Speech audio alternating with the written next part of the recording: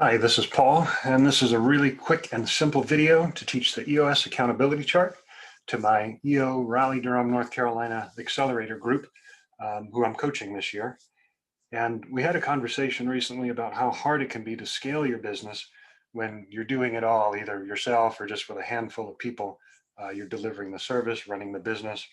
And we talked about how the EOS Accountability Chart can be a useful tool to organize your thoughts around business structure and how, where, and what to start delegating first, and how to get help with the major functions of the business.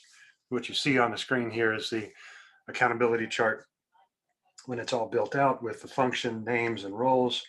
So at the beginning, when you start your business, it's just you with an idea. You may have a handful of people, but everything that needs to happen in the business um, becomes the accountability, the responsibility of just a few people: marketing, sales, providing the service, the finance and things you have to do, accounting, tax considerations, regulations. It's all up to you.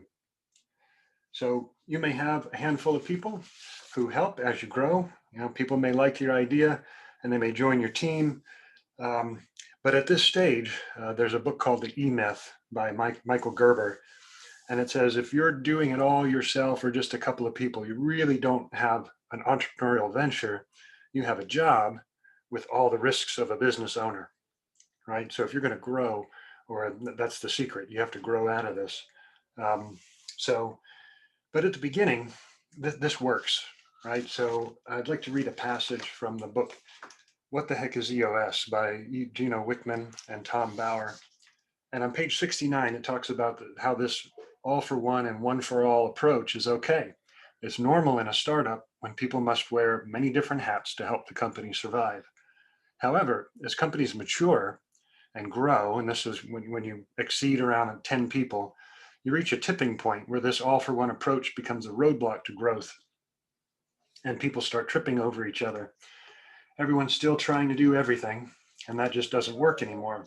The company stalls, sales stay flat, pressure and stress increase, and then the blame game starts.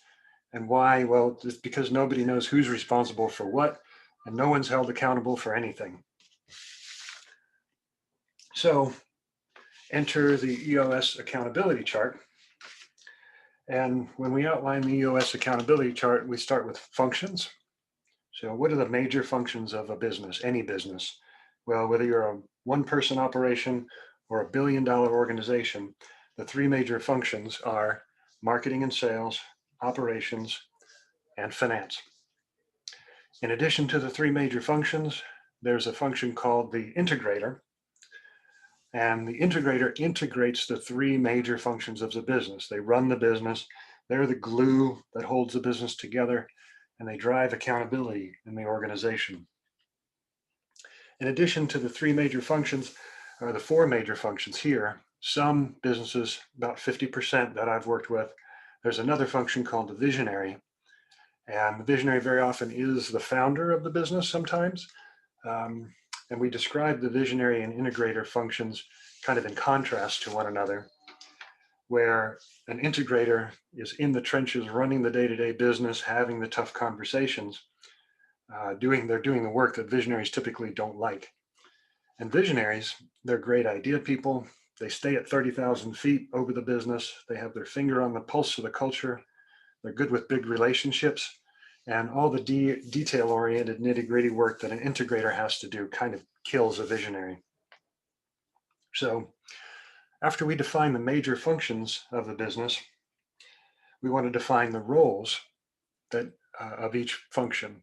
So there's 5 major roles that we want to focus on, the top 5 roles, and every function has top 5 roles. So we outline, what do we expect? What are the roles of each function? And you might imagine some of the roles, like for marketing and sales. Marketing, one of the major roles is to provide leads. In a sales function, one of the major roles is to close sales. In operations, you have to provide the service. Maybe you manufacture a product. You have to worry about quality control in an operations position. Another role of operations may deal with customer service or customer relationship management. the finance function, one of the roles may be billing, reporting, HR. One of the roles of the integrator is the overall success of the company, right? Profitability, perhaps special projects as well. Big projects, maybe software applications, the implementation of a new application is going to cover all the departments, and somebody needs to be primarily responsible for that project. Very often it's the integrator who's responsible for those special projects. And for the visionary, we expect them to have the big ideas, to maintain the big relationships, to kind of have responsibility, accountability for the culture. So this is a place where I kind of deviate from EOS Pure a little bit in the process of building out the accountability chart. But at this point, I like to consider measurables. And a measurable is something that tells me objectively if somebody's doing their job well or not, right? So each of these functions is a job. I want to know if the function is being performed well or not. And I love to have a couple of numbers just to make it really obvious if it's going well or not. So I might imagine marketing and sales. I'm going to count a number of leads. I'm going to expect the person accountable for marketing and sales to deliver a certain number of leads every week, to close a certain amount of sales every week. In operations, I might expect a certain level of production, certain statistics about customer satisfaction. I want to make sure customers stay happy, and I want somebody to be primarily accountable for that.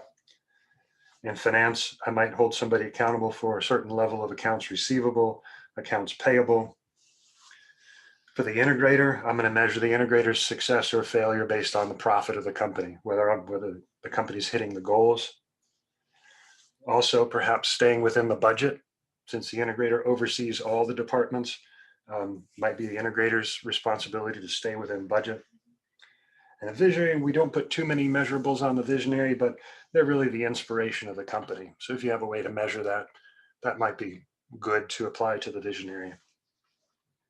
So once you're clear on the functions of your business, the 5 major roles of each function, maybe start to think about a couple of measurables so you can tell if the function's being performed well or not.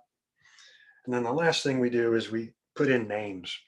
So when I'm working with a leadership team that day, I want everybody on the leadership team to be accountable for something here. I want to hire the right people into these positions. So I start putting names in the boxes. I know when I started my voice over IP telecommunications company, at the very, very early days, startup day number 1, I was the visionary, I was the integrator, I was accountable for marketing and sales, operations and finance. In writing the business plan and getting the first couple of months started, it was all me.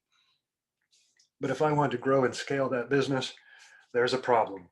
So I want to look at that picture and I want to say, what is wrong with this picture, literally? And what's wrong with the picture is issues. So if I want to grow this company, what's going to hold me back from growth? Obviously, I can't do it all myself. So I want to start to identify the issues. So I start to circle the functions where I have issues. In the first place, when I started my telecom company, I noticed operations. I knew generally the technology behind the company, but I needed somebody who really knew what they were doing to build out the operational side of our business. So that was my first issue. Paul, as CTO, I wasn't the right person for that seat.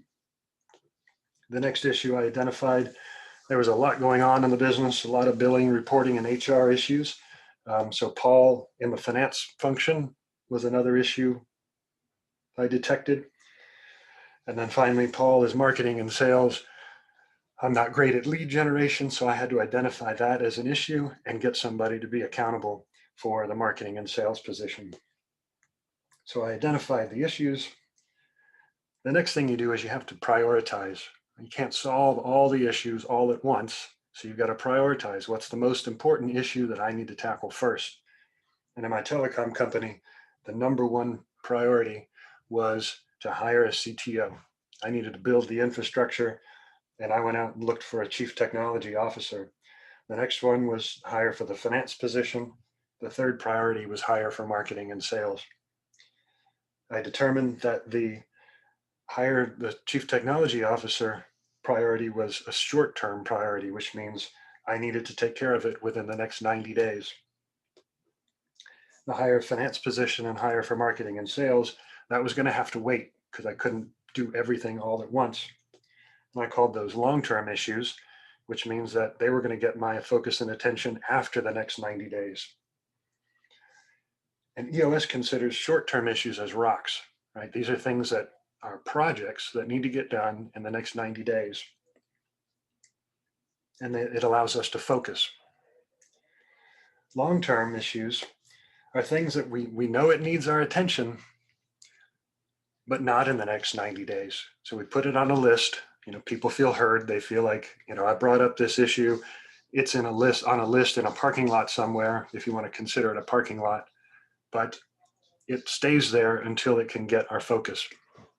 So at this point, you set out to hire somebody, and at this point you can feel trapped, right? In a growing small business, especially if you don't have the funding, the trap at this point is not having the capital to get the resources you need to grow. So this is where it helps to define, how much am I willing to put into the business, or, how much capital do I need to raise? You want to determine how fast you need to grow and the capital you need to do that. So in a small business, sometimes small businesses stay small because they want to grow organically and they want the profit of the business. They save some money and then they wait till the profit of the business gets high enough that they can hire somebody. That's one way to do it. It's a little slower, but it's one way to do it. Otherwise, you determine where you can get the capital to hire the resources you need to grow the business more aggressively. And that is a topic for another video. But right now, this should help you focus on how to grow, what positions to hire for first, to help you grow the business to reach the vision that you're trying to reach. If you have any questions, happy to answer. But that's all for now. Thank you for watching.